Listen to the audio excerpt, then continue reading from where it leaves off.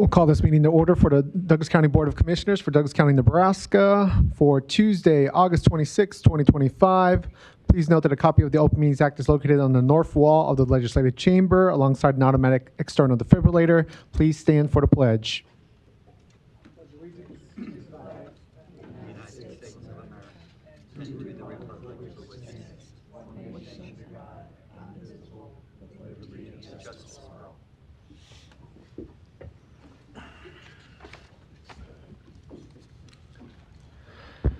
First item of business is the Douglas County Board of Equalization. Roll call, please. Commissioner Borgeson. Commissioner Kavanaugh is absent. Commissioner Fahey. Present. Commissioner Friend. Here. Commissioner Morgan. Here. Commissioner Rogers. Mr. Chair. Here. First, we have items A and B. A being the approval of the minutes of the Board of Equalization meeting held Tuesday, August 19th, 2025, and B, a call for a meeting on set Tuesday, September 9th, 2025, as date for hearing on certified assessment corrections reflecting the addition of omitted property to the tax rolls or increased value on property. Do I have a motion and a second? Motion by Rogers, second by Morgan. Please vote.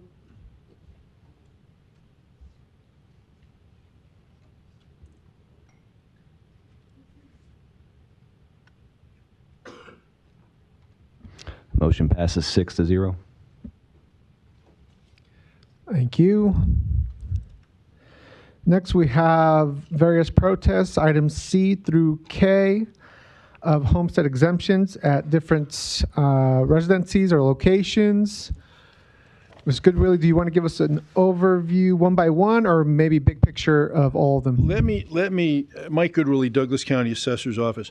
Let me give you sort of a bird's eye view of it, and then I can walk through them either, one by one and you can vote, or I can go all the way through and then you can decide how you want to take them up. It's fine with me.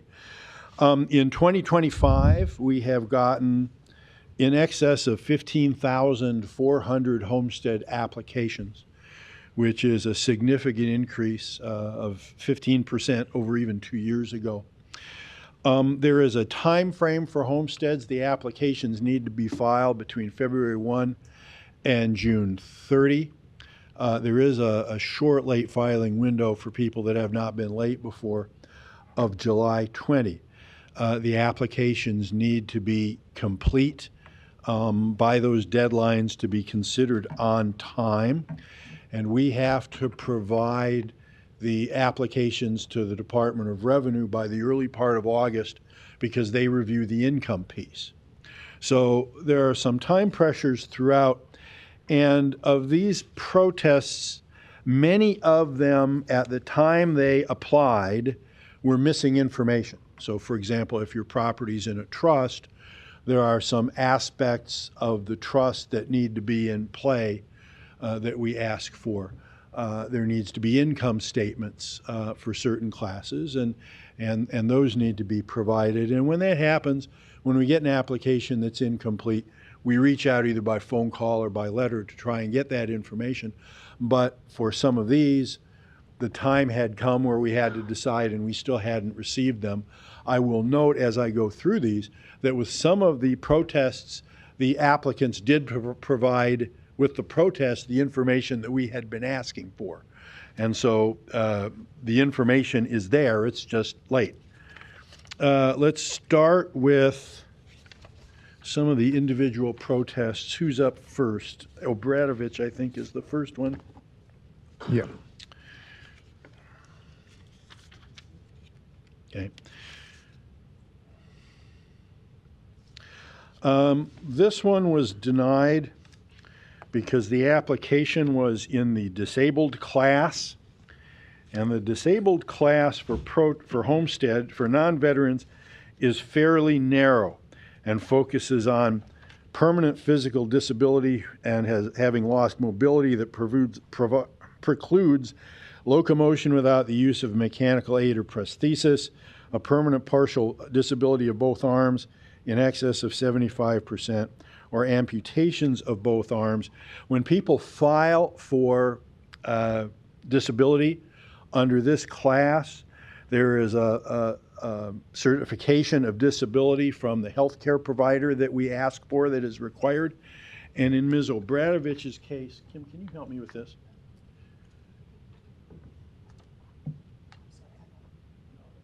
Can someone help me with this, with the overhead? Yes, raise it up. What's it? Okay, raise it up. Beautiful. Okay. Do I go? All right.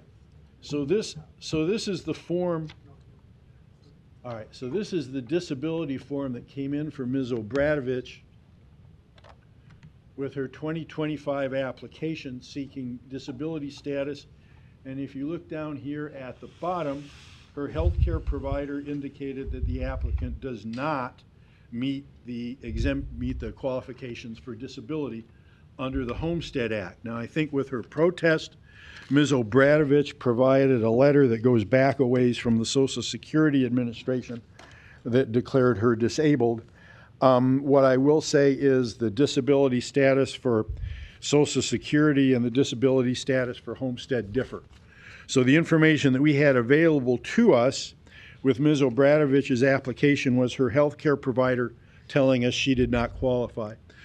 We also looked at the application to see if there are other ways that she might have qualified, but she's not yet 65 and she doesn't fit any of the veterans categories. So that's why we sent the rejection out. All right, any questions on item C under protest? Commissioner Borgerson? Thank you. I'm just curious, when you say that the disabilities for Homestead and Social Security differ, Sure. okay, is there a really short reason or explanation as to what those are? The legislature just chose to describe disabled in a relatively narrow way that tends to revolve locomotion and the use of one's arms. I don't know why they did that. There's some folklore that has been passed down to me from when the Homestead Act was being first promulgated, that initially it included, for example, people who were blind. Mm-hmm. And the American Federation for the Blind marched down to the legislature and said, we are not disabled. Yeah. We don't want to be lumped in like that. Yeah. So I don't know why the legislature chose to designate disability the way they chose to designate it, but that's what they did. Okay, thank you. All right, and remind me, hypothetically, if we don't override the rejection and choose to let it be, do we still got to vote on it, or do we just let it be? Dan, Douglas County Clerk. Yes, we need to take action either way, even if it's upholding the rejection. Okay. Given the information we've received, what is the will of the board? Are they here? Is the Miss Lori Abradovich here? Oh, sorry, I did not see you there. Come on up.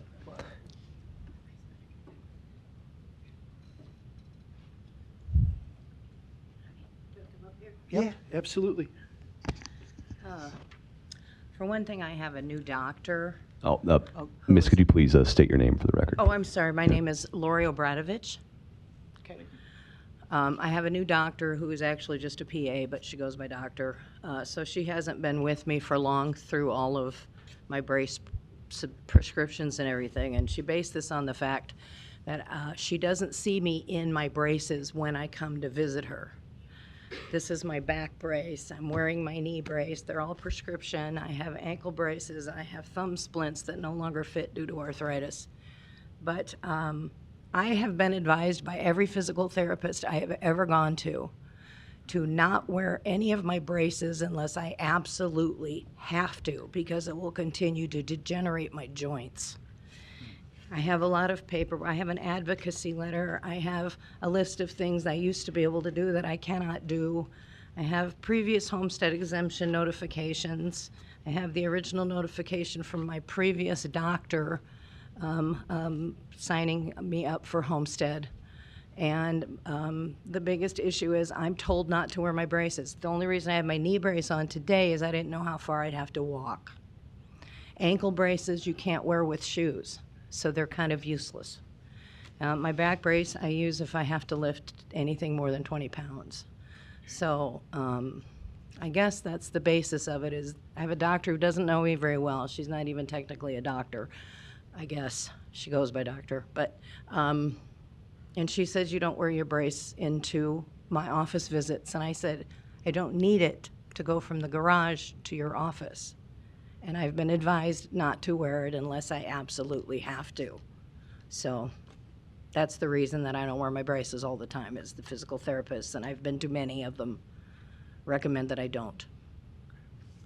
So, thank you. Thank you. We'll take some more questions. Commissioner Friend? Thank you, Mr. Chair. Ms. Obradovich, so you're not driving at all, right? I cannot drive at night. In fact, if I try to drive, even if I get a ride at night, I have to take medication for motion sickness. My eyesight's gotten so bad I cannot drive at night. I can drive during the day. And just so we're clear, have you, and maybe it's a question for Mr. Goodwillie, have you received, I didn't see in here, have you received the exemption previously for the? Many years, yes. Okay, I didn't see that. I have some copies of the So, postcards I received that exempted me. okay, good information. Mike, would this create a problem moving forward as long as the paper? I mean, you said that there's a discrepancy between state law and what we're trying to implement. Would this create a discrepancy moving forward? And if it would, could the discrepancy be mitigated by anything that Ms. Obradovich could do going forward? Well, all right. There's a couple of pieces to this, and let me try and deconstruct it. The homestead requirements for disability are significantly less, as I've mentioned, than for Social Security. And they all focus around locomotion and using mechanical aids and things like that. It may be in the past that Ms. Obradovich's doctor has signed off on having the requisite disabilities, but that's an annual, that form is an annual requirement. And so what we got this year suddenly said she didn't qualify. So if everything she says is true, if she can't get around in any significant way without mechanical help, which is what I'm hearing her say, then she would qualify. And had her doctor or health practitioner had checked one of the boxes saying she qualifies, we would not be here. So we're here at least in part because of the nature of the manner in which her healthcare practitioner characterized her disability. I suppose if you want to use this information as supplement to what her healthcare provider said, you're certainly free to do that.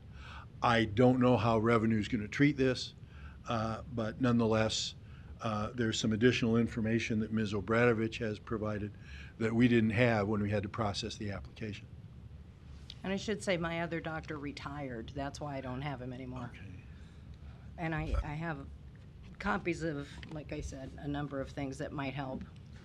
If you want to share The- them, I'll just the- add them to the final- what we sent to revenue. Should we give them to you then? The final point I wanted to make, I guess I'm jumping to a conclusion here, but I think we need to have our ducks in a row next year. I mean, if we could. I could, We need to have all of this stuff appropriately set out and designed going forward. So maybe a doctor could have the missing pieces in place so that this doesn't happen again, right?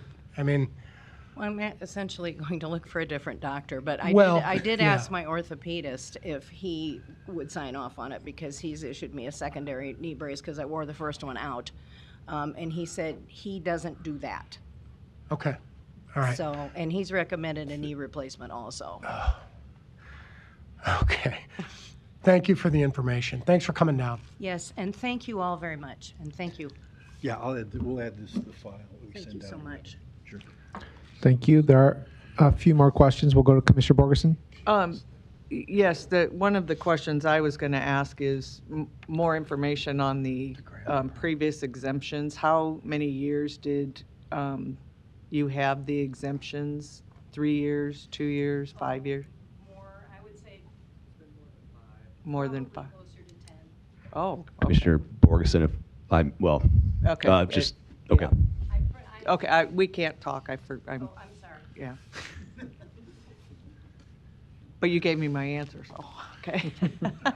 So I guess, again, I mean, I understand the dilemma with the doctor checking a box, but if you look at historical information and the length of time that someone's been on the disability and still currently has those issues, then I would be more inclined to continue to grant the exemption.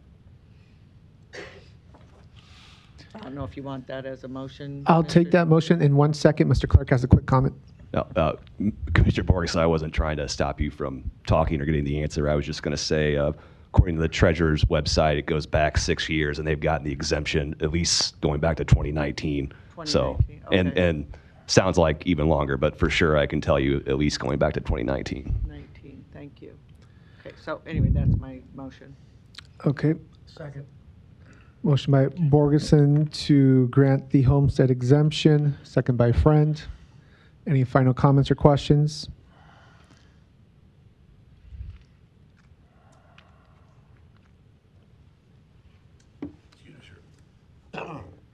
Larry Storr, 5015 Lafayette Avenue, Omaha, 68132. I think you're about to go ahead and approve it. But, you know, I find it very strange that the process for a citizen to get help from the county government for slight problems such as this is really a burdensome on the taxpayers to pay for this. You know, you work for us. We pay the taxes all this time. This lady's probably had exemptions for the same thing before. We should not have to come back every year and get on our hands and knees to plead with you to help us correct a slight error one day after we were declared deficient for information or whatever. It's a slight problem. Can we not get a little help from our own government? This is ridiculous, folks. You're wasting a lot of taxpayer money to do this. Other people come down here and get hands out very easily for just asking. Why cannot a citizen that's been paying taxes all those years get a little bit of help from you without it being blamed on the state government for one reason or another? I don't think Mr. Goodwill is a practicing lawyer. But he's the one that denies it. Go figure. As a point of clarification, Mr. Assessor, is the annual recertification required by state law? Yeah. Okay. Yeah, it's an annual application requirement, and when you seek disability status, the disability form from the healthcare provider is required. Good. A good point to bring up with our state senators if that's something we want to revise. Going back to the motion, anybody else comment or question? Commissioner Borgeson? Oh, sorry, I was just going to comment that that's the law. That's the law in front of us today. And if we want it other than an annual check, the legislature has to change it. Very good. Thank you. Anybody else? Otherwise, we'll vote.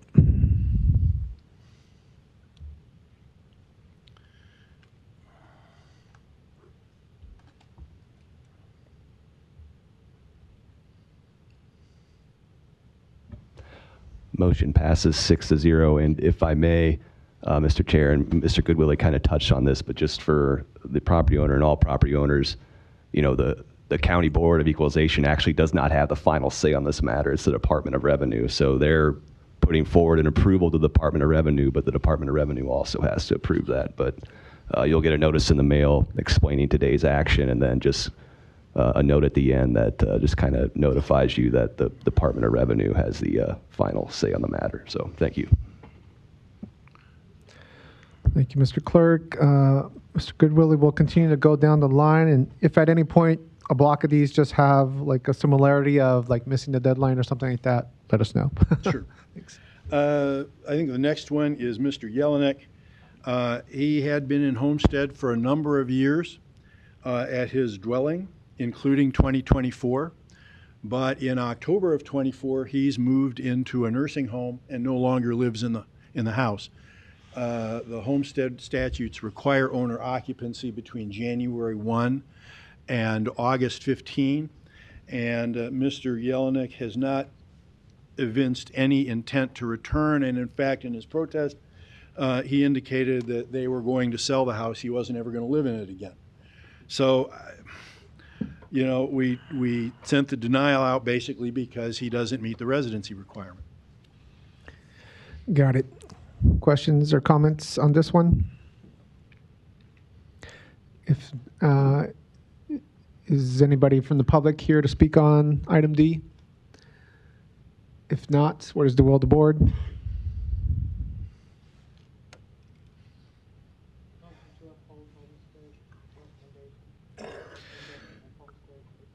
Motion by Borgeson, second by Rogers, to uphold the rejection of the homestead for item D. Any final questions? Otherwise, we'll vote.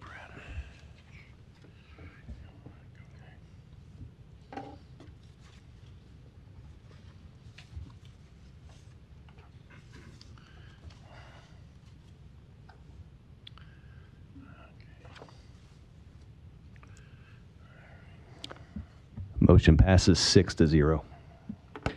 Thank you. We'll go to item E. Okay. Mr. DeGosta has not been in Homestead before. He did not provide a Form 458B, which is the disability form for 2025. And that's the year that we're talking about. He did apply in 24, provided a disability form, and the doctor in that instance told us that he did not meet any of the exemption qualifications for disability. So he did not receive Homestead in 24 or any prior years. Now, as part of his protest, Mr. DeGosta provided, and this was in August after the denial had been sent out, he provided a letter from a doctor at Methodist Health System that describes some conditions that we would require serious, but none of them relate to the 3 elements that would qualify for disability under the Homestead Act. There isn't anything that talks about his mobility. It doesn't talk about permanent partial disability of his arms. Nothing talks about amputations. It talks about having diabetes and COPD, but it doesn't say anything about his locomotion or any of those requirements. In any event, that's where we stood. We did not have anything from a healthcare provider at the time of his application that indicated that he had a disability that would qualify under Nebraska law. Got it. Thank you, Mr. Goodwillie. Commissioner Borgeson? I think on the doctors, also, when we talk about mobility, the part about the COPD requiring the inhalers, but also showing a lung function of 48%, which I think would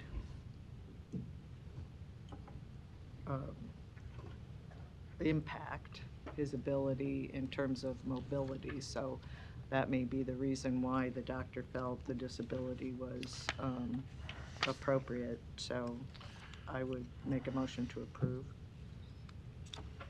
Motion to approve by Borgeson. Second by Friend. We'll now debate the motion. Was there anything else on your end, Commissioner Borgeson? No, that's it. Thank you. All right, we'll go to Commissioner Friend. Yeah, thank you, Mr. Chair. I was going to add to that. Mike, thanks for the information here.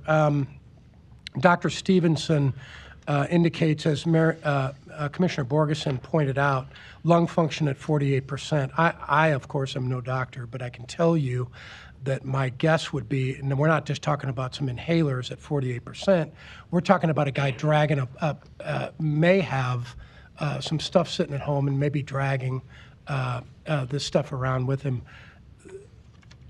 That's why I seconded this. This is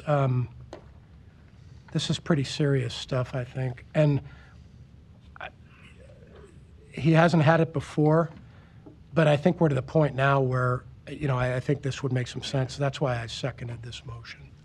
Thank you, Mr. Chair. Thank you. Any other comments or questions on item E, including anyone from the public?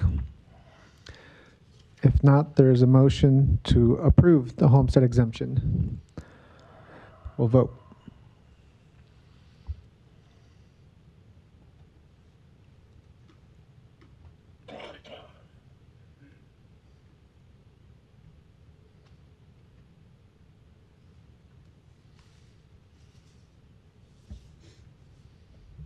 Yeah.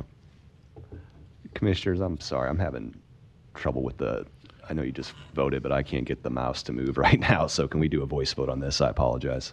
Okay. Commissioner Borgeson? Yes. Thank you. Commissioner Fahey? Yes. Commissioner Friend? Yes. Commissioner Morgan? Yes. Commissioner Rogers?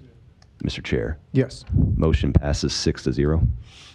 Thank you. That takes us to item F. Okay. F is Ms. Meyer. This one's really simple. She's just a late file. She would have qualified had she filed on time. Motion to approve the homestead exemption by Borgeson, second by Friend, I believe, for item F. Any comments or questions? If not, we'll vote. And Mr. Chair, I apologize. I was having a sidebar with. That's fine. But what was it with the uphold or? Motion to approve Approve. by Borgeson, second by Friend for item F. All right. Mouse is working this time, so thank you.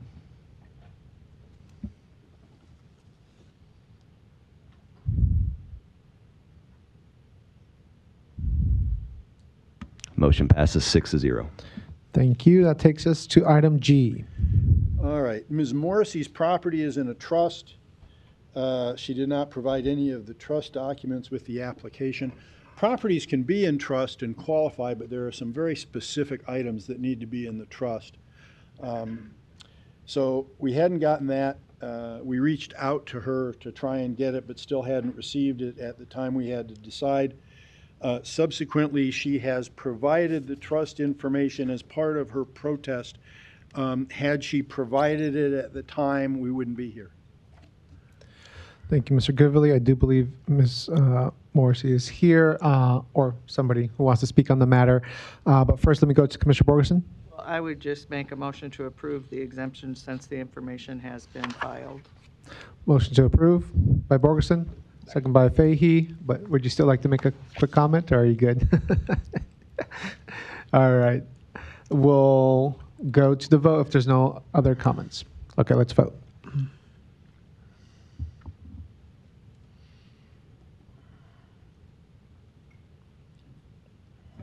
Motion passes 6-0. Thank you. Let's Item see. H. Yes, that's Zimmerman. There was no income statement with that application. If you file a request to extend your tax filing deadline, we can accept it, but we hadn't gotten an extension or an income statement, and so the application was incomplete. However, it appears that Mr. Zimmerman has subsequently provided that information. Had we gotten it timely, we would certainly have passed it on. We wouldn't have sent out the rejection notice. There's a motion to approve the exemption for item H by Borgeson. Is there a second by Fahey? And we'll see if Mr. Zimmerman has a quick comment or not. Maybe not. Okay.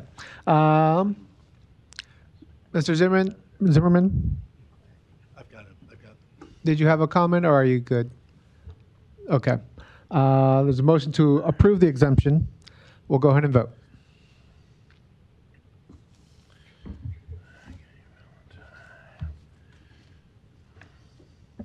Motion passes 6-0.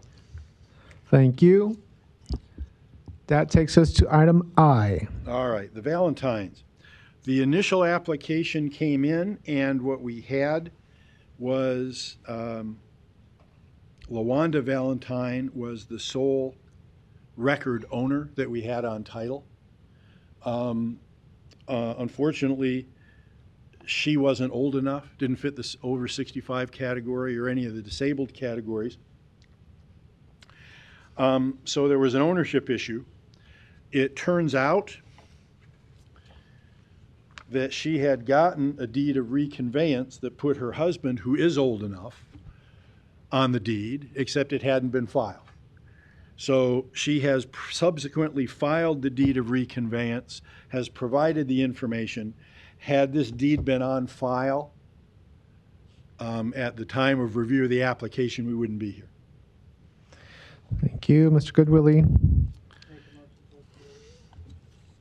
Motion to approve the homestead exemption for item I by Borgeson, second by Rogers. Any comments or questions? Otherwise, we'll vote.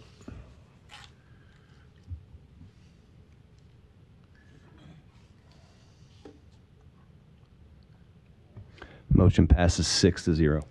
Thank you. That takes us to item J. Yes, the Miodowski property is also in trust. We still haven't gotten any of the trust documents, and there were none attached to the protest. So as far as we know, it's in trust, but we don't know the specifics of what's in it and whether the trust qualifies. Thank you. Commissioner Borgeson? Thank you. Was the individual granted homestead in the past? Yes. I'd make a motion to approve. Motion to approve. For item J, the homestead exemption by Borgeson, second by Rogers. Was there anybody else that wanted to speak on this item? If not, we'll vote.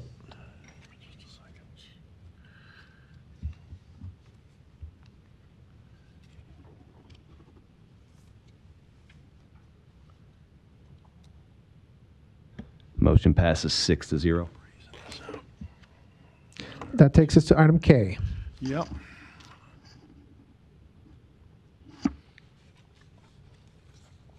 This is another one where there was missing information.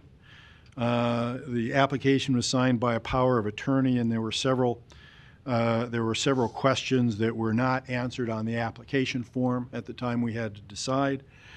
And so we sent out the rejection, and as part of the protest, the applicable documents have subsequently been provided.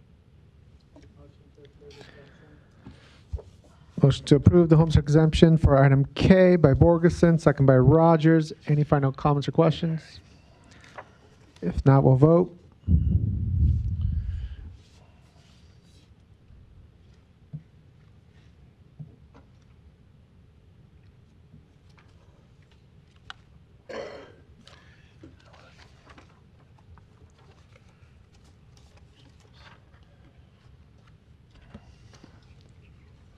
I'm sorry, Commissioners. I'm having trouble getting the computer. I'll just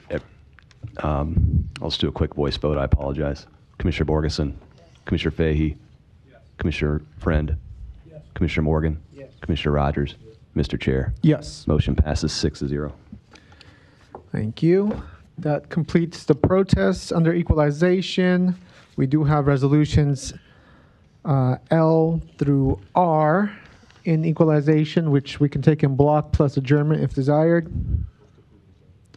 Commissioners, I would suggest that with Resolution L, we would like to pull item 25109. Yep.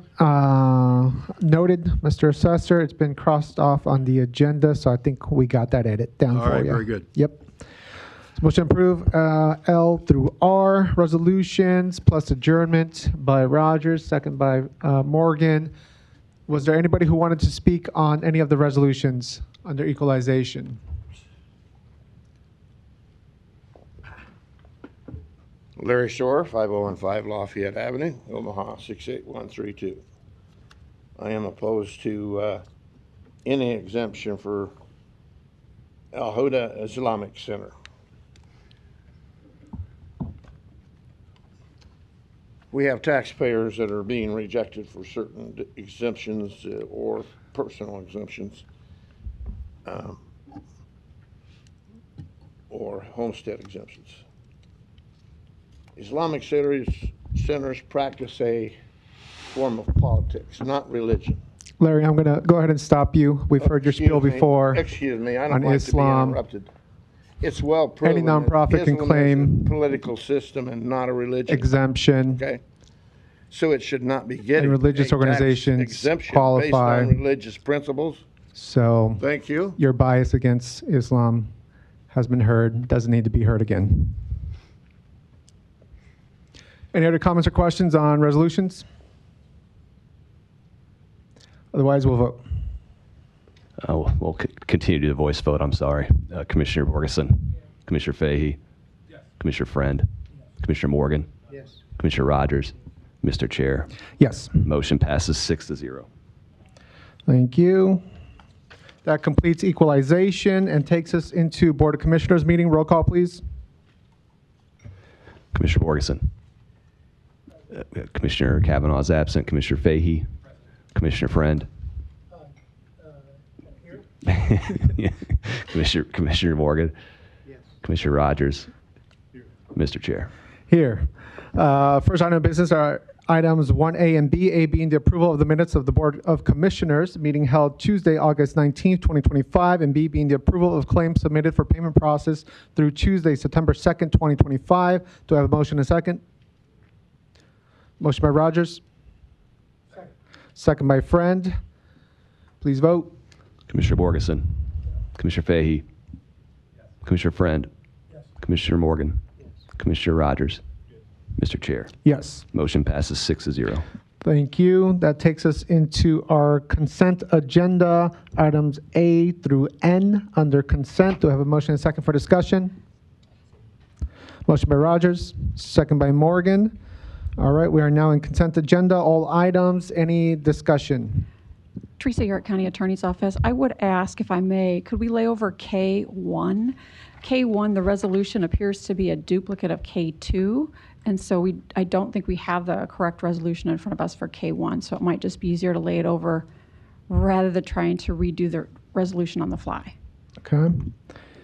If the board's okay with that, we'll go ahead and lay over K1 as recommended by council. All right.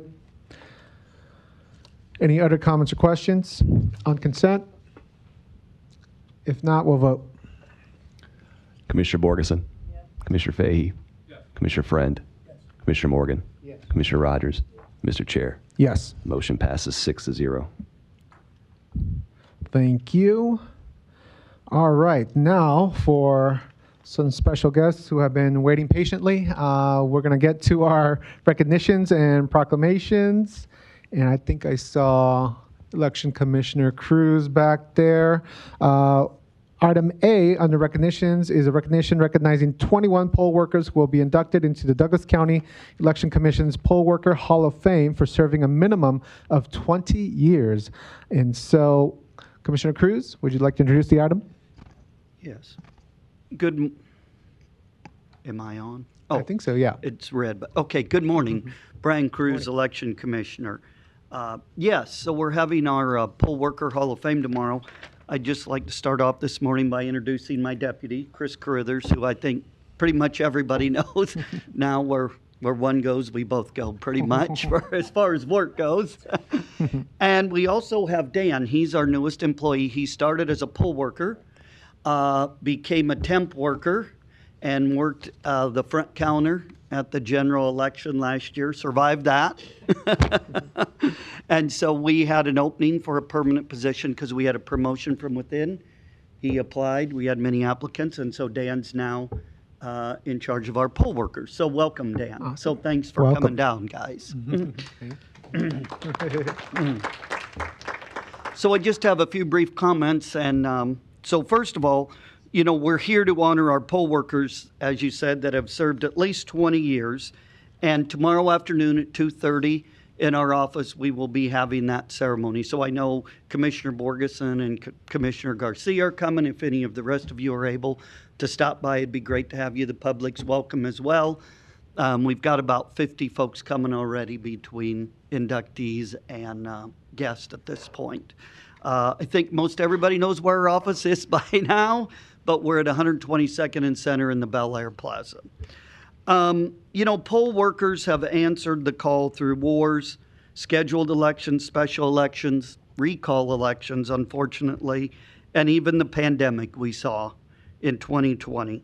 The presidential general in 2024 took about 3,000 poll workers at our 233 polling places. So again, we are honoring 21 individuals. We have more than 200 people in our Poll Worker Hall of Fame. But this year, we have an extraordinary individual, George Reed, who is with us. He has brought family from Omaha and from Boston, his daughters as well as his wife. And so George started as a poll worker in 1960 with President Kennedy. He has worked 65 years as an election worker and has never missed. And so, you know, we couldn't do it without folks like him. You know, our country will be 250 years old next year. And so he has worked almost more than a quarter of the elections that our nation has been around, if you think of it that way. And so he is just an exemplary individual. We wanted to honor him, and we will have more honors tomorrow. This afternoon, we're going to the city council meeting, and then tomorrow, Secretary Evnen will be there, as will all of you, and we'll have more honors tomorrow. So with that, I'm just going to invite George up. He can tell his story much better than I can because he's been doing this a lot longer than I have. Thank you. Welcome, Mr. Well, Reed. it's been a real pleasure working. I started when I was pretty young, 22, and I started off as a volunteer, and I kept going. We've had such really good election commissioners. I've sat under 14 of them now. Wow. And we've had ones like one with our current one and Dave Fitz prior to him. They've been a long time, 10 years for each one of them that I'm aware of. And I appreciate the city being able to back up the election commissioner because I see it from the bottom side where they help the election commissioner get into places, which is not always easy to make for polling places. But I appreciate everything you've done and your predecessors have done to make this really a very easy, really enjoyable job. We've been doing it twice a year now for a lot of years. Yes. And so it's only twice a year. So getting volunteers for it makes it a lot easier when people like you support it. So I really appreciate your time. I appreciate your support. Thank you. Thanks, George. Yes. And we were visiting earlier when his daughters were younger. It was a family affair. Apparently, they helped with some of the election stuff. When the election commission was here, they were saying they were helping their dad move boxes and different things down here, right? So it's been a family affair for them for many years. So if you would like to be a poll worker, I'll just make my pitch. You can go to our website, votedouglascounty.com, and go under the election worker tab and sign up to be a poll worker. We've got elections next year, so it's never too early to start volunteering. And again, election workers are the backbone of our democracy. I mean, my 14 permanent staff and all of our volunteers like George, we obviously could not have elections without them. So, and again, we do appreciate all of your support on the board. It means a lot to our office. So with that, I'll let us do whatever we do. I think, is there a resolution? In a moment, we'll read the official resolution Okay. from the board. But first, let me go to Commissioner Borgeson. Well, I was going to ask, Mr. Chair, did you want me to speak just on the first, or should I do both, since we've kind of combined? Yeah, we kind of combined it at this point. Feel free to speak on both. Yeah. Just do both? Okay, so, thank you. And I, too, wanted to thank all of the volunteers because, you know, our country is really dependent on volunteers for a lot of the work that we do in many, many areas, and our elections certainly are one of them. But Mr. Reed, that's quite an accomplishment and just a dedication of being a volunteer for that many years for the purpose of being there for people to to be able to do their right to vote, exercise their right to vote, is exemplary. So just thank you very much, and I look forward to celebrating with all of you tomorrow. And welcome to Douglas County. Coming from Boston, that's quite a jaunt. But also welcome to our new employee, and thank you both, Chris and Brian, for all the work, but especially Mr. Reed for his service to Douglas County. Thank you, Commissioner Borgeson. Well,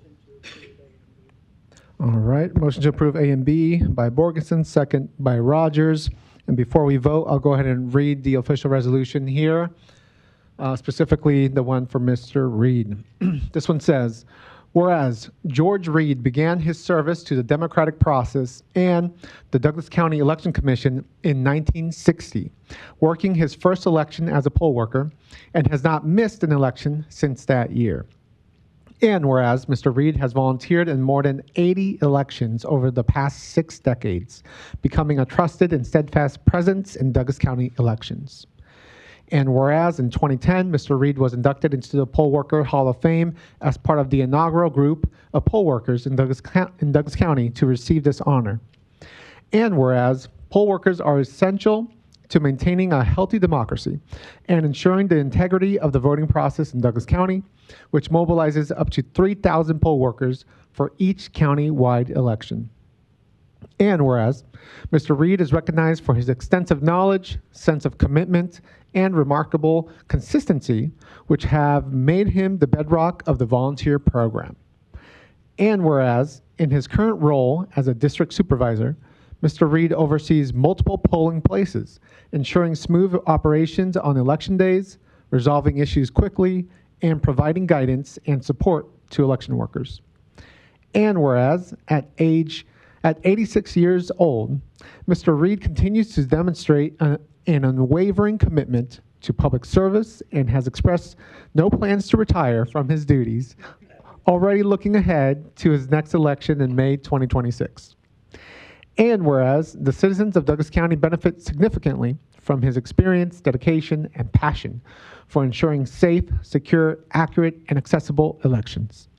Now, therefore, be it resolved by the Douglas County Board of Commissioners that this board proudly recognizes and honors George Reed for his decades of dedication to the democratic process and his unwavering commitment to the Douglas County Election Commission and the voters it serves. Dated the 26th day of August, 2025. So with that, we'll vote.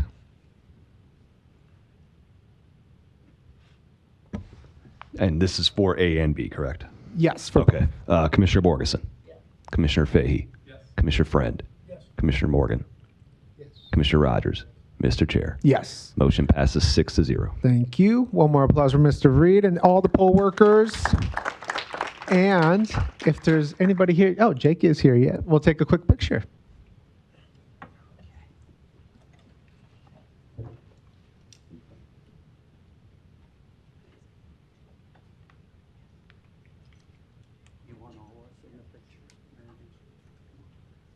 I was a poll worker at about 64 or 5.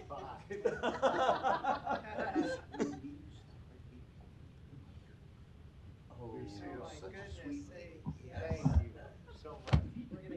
We'll go over here. oh, we gonna, okay. How you been? We're working on it. I'll let you hold. Okay.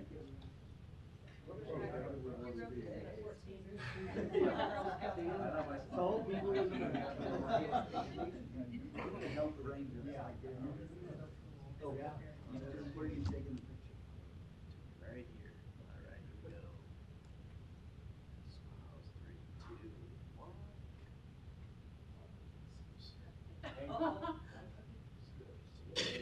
Oh, there you go. All right, here we go. 3, 2, 1. Very good.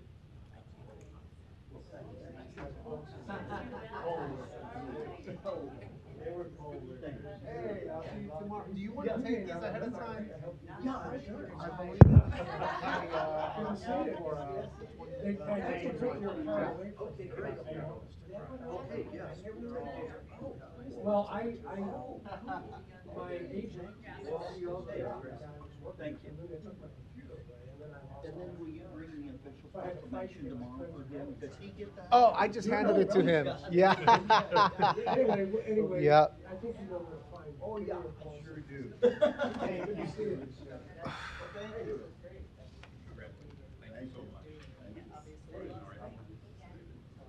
Oh, there you go. Brian, oh, you want me in there? Okay. Absolutely. Yeah, I'll take those. Okay, thanks, Dan. There we go. George has to stand next to the I didn't want that you wouldn't have any other. Oh, we'll let you get on with your meeting. Poll workers, and I did it 64 and 5. Oh, really? Yeah, $2 an hour or something, about 75 an hour. Yep.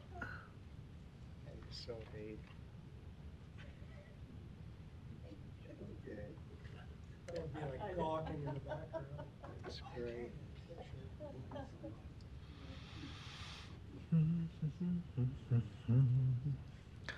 All right.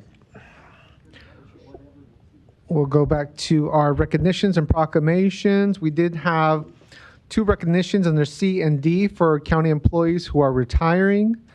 C is for Felicia Murray, who worked for the Douglas County Department of Corrections for 21 years. And I think we will have some words to speak here shortly on that one. So let me go ahead and take these separately, and starting with C, to recognize Ms. Felicia Murray. First, Murray. Apologies, Murray. Director Myers and everyone, go ahead and come on down. Good morning, Commissioners. Michael Myers, Director of Corrections for Douglas County.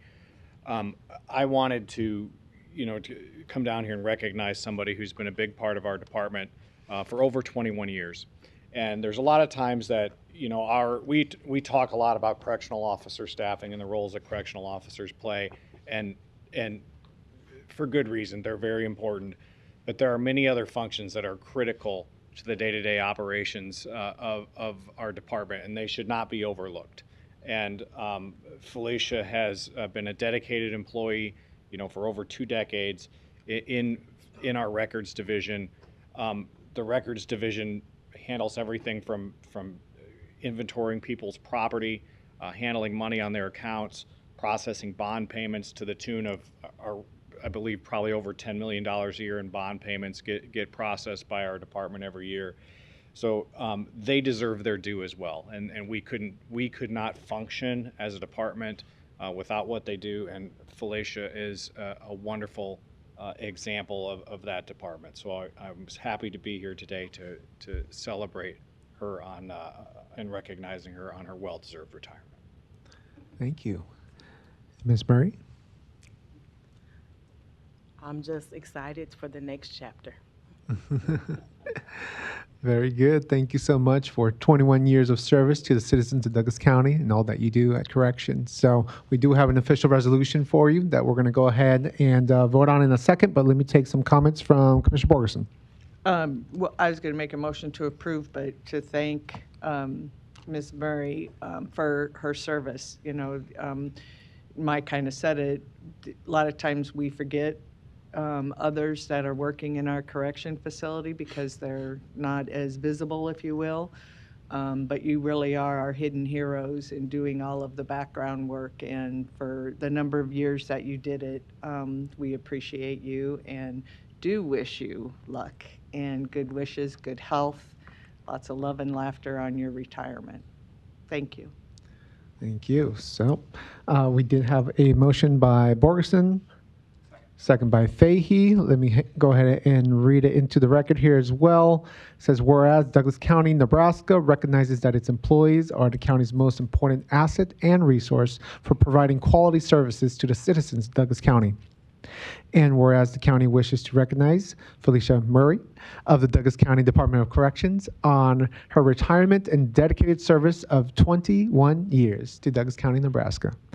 Now, therefore, be it resolved by this Board of County Commissioners that the board recognizes Felicia Murray for her dedicated service to the citizens of Douglas County and thankfully presents this resolution as testimony thereof. Dated this 26th day of August, 2025, and we'll vote. Commissioner Borgeson. Yes. Commissioner Fahey. Yes. Commissioner Friend. Yes. Commissioner Morgan. Yes. Commissioner Rogers. Yes. Mr. Chair. Yes. Motion passes 6-0. All right. Thank you. And we'll take a quick picture, yeah.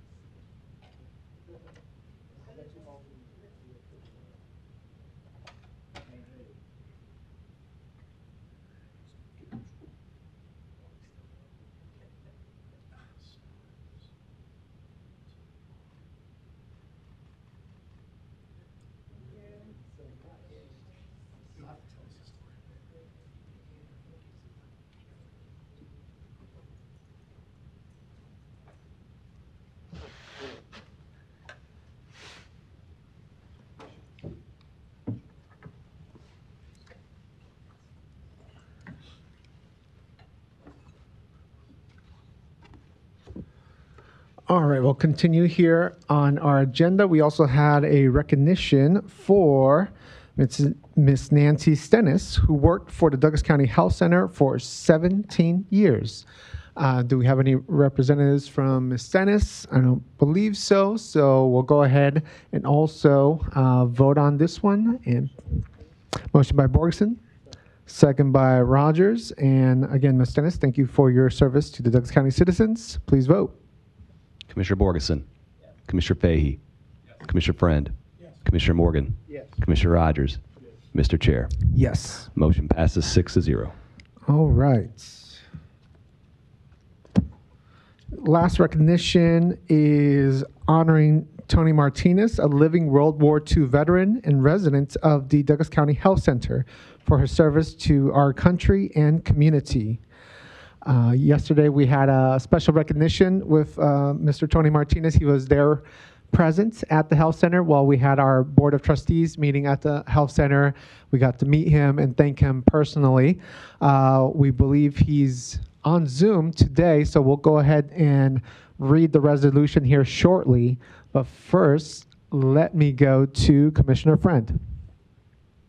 Thank you, Mr. Chair. And yes, hopefully Corporal Martinez is on Zoom, but I got a chance to meet with him yesterday, and it was pretty exciting. I don't know generally if people know. Tony was a soldier with the 1st Infantry Division in Europe. The nickname of the 1st Infantry is the Big Red One. It's the oldest. It's the oldest division in the United States Army, and it just so happens, some of you know this, my son is a first lieutenant at Fort Riley, and he's in the Big Red One, and he's an artillery officer. So Tony, he's a type of guy that used to just drive you crazy. I gave him your information, I gave him a picture, and I would imagine your stuff is flowing around Fort Riley right now. I don't know what the Army will do with it. Maybe they'll audit you. I'm not really sure. I just wanted to let you know that we really appreciate your service, and there's no way we can comprehend it, but I think I just wanted to give people a better understanding of what your division was like and high level what you guys accomplished. So thank you, Tony. Thank you, Mr. Chair. Thank you, Commissioner Friend. We do have a resolution that tells his story in a concise manner, but it's quite powerful. So I will go ahead and read the resolution here honoring Mr. Tony Martinez. It says, whereas September 2nd, 2025 marks the 80th anniversary of the signing of the Instrument of Surrender, bringing a close to World War II. And whereas Douglas County, Nebraska wishes to honor and express gratitude to the veterans who served our nation during World War II. And whereas according to the U.S. Department of Veterans Affairs, as of 2025, there are approximately 250 World War II veterans living in Nebraska. Whereas one of those living World War II veterans happens to reside at the Douglas County Health Center, Mr. Tony Martinez. As of the date of this resolution, he is 101 years old, or 101 years young, Tony. Whereas Tony Martinez was born in Omaha, Nebraska, and was the youngest of 7 siblings. He attended South High School and participated in wrestling and Golden Gloves boxing. And whereas after high school, Tony Martinez started a career at the Swift Packing Plant in South Omaha, but shortly after starting at the Swift Packing Plant at the age of 19, he was drafted by the United States Army to fight for his country during World War II. And whereas Tony Martinez made the rank of corporal 6 months after being drafted, he went over to Europe on the Queen Elizabeth and spent 3 years on the continent during World War II, primarily with anti-aircraft artillery in the 1st Division of the Army. And whereas during his 3 years in Europe, Tony Martinez served on missions that took him to Scotland, England, France, Belgium, Holland, and Germany. And whereas once back in the United States, after his military service was completed, Tony Martinez purchased a 1941 yellow Chevrolet convertible and continued his career at the Swift Packing Plant, where he eventually retired.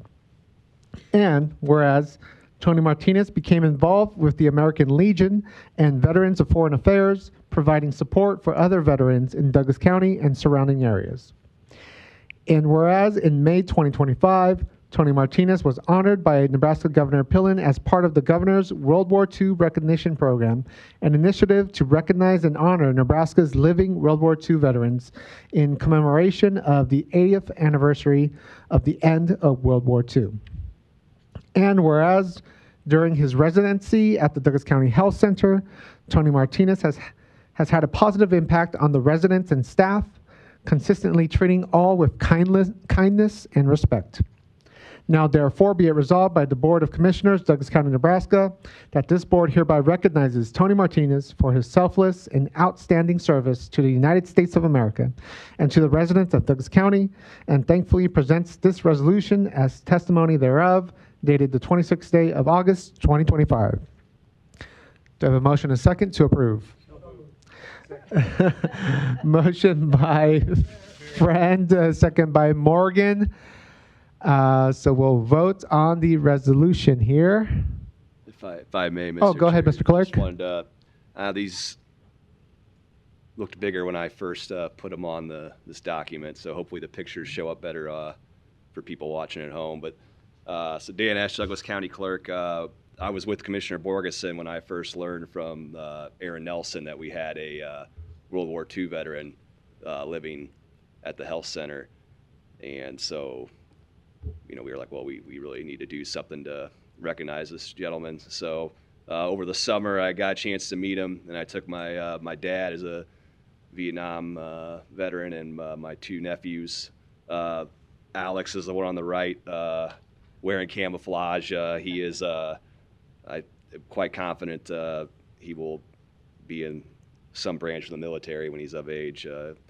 He really enjoyed, Alex on the left, Max is on the right, Alex is on the left. But they both enjoyed meeting him. He's super nice, and that was, so that's kind of where I gathered the information for the resolution. And then these are just photos from us presenting him the resolution yesterday at the health center. And it was a pretty cool moment, so I appreciate y'all doing this. And then just finally want to thank Aaron Nelson, Sherry Sparks, and Kimberly Skipper for helping us coordinate everything. They were a great help, so thank you very much. Thank you, Mr. Clerk, for helping us put this together. And Tony, if you're listening, which I think you are, we do care, we honor you, and we thank you. And we'll vote on the resolution. Commissioner Borgeson. Yes. Commissioner Fahey. Yes. Commissioner Friend. Yes. Commissioner Morgan. Yes. Commissioner Rogers? Mr. Chair? Yes. Motion passes 6-0. Thank you. With that, we're going to move on to our committees under Section 8 of the agenda. Under Finance, we have Budget Report as presented. Under Human Resources, we have the Weekly Personnel Report from Civil Service, also as presented. We do have a need for executive session today for the purposes of litigation, legal advice, and labor negotiations. Do I have a motion and a second? So moved. Motion by Morgan, second by Rogers to go into executive session. Please vote. Commissioner Borgeson? Yes. Commissioner Fahey? Commissioner Friend? Commissioner Morgan? Commissioner Rogers? Mr. Chair? Yes. Motion passes 6-0. The board will now go into executive session for the purposes of litigation, legal advice, and labor negotiations. Please keep in mind that we are on recess next week for Labor Day, and we'll see you the week after. Thank you.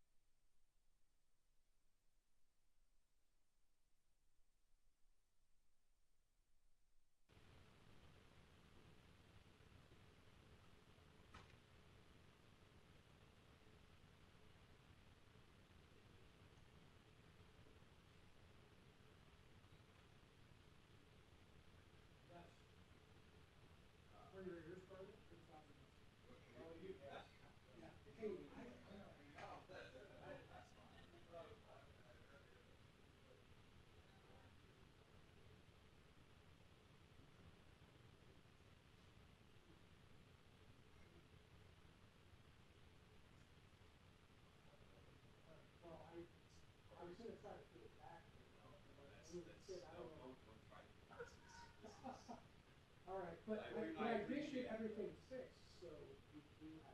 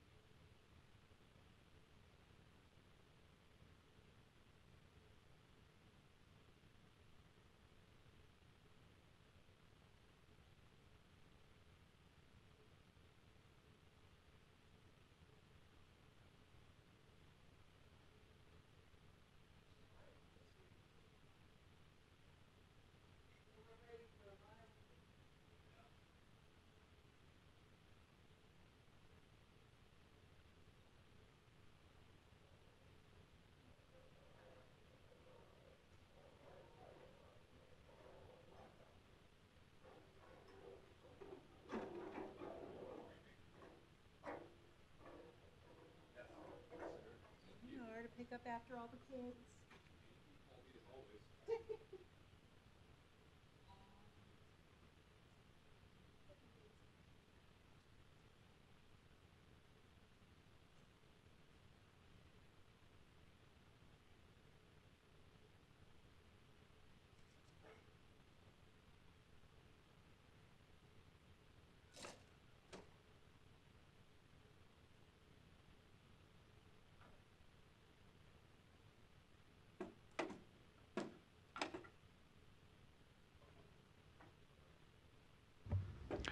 Motion to reconvene and adjourn by Commissioner Borgeson, second by Commissioner Rogers. Motion passes 6-0. We are adjourned at 10:57 a.m.